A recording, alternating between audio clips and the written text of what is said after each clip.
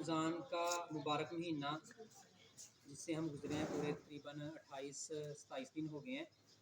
सब बच्चों ने चाहे जो कुछ छोटी उम्र के हैं, बड़े हैं या मैट्रिक क्लासेस के बच्चे हैं, हर एक ने अपनी इतनी कोशिश की है कि जितना इसमें सवाब हासिल कर सकें वो कर लें।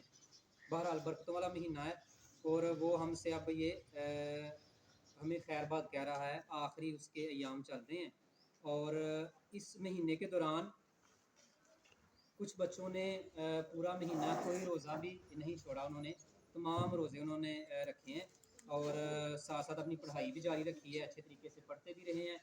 इसलिए उन बच्चों को अप्रिशिएट करने के लिए उनको साथ विशिंग कार्ड्स दिए जा रहे हैं और साथ में उनको थोड़ी खरीदी भी दी जा रही है।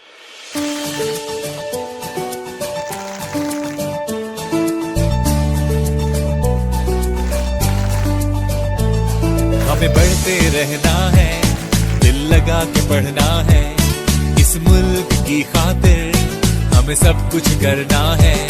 हमें बढ़ते रहना है, दिल लगा के पढ़ना। Redesigning education for a better today and the best tomorrow.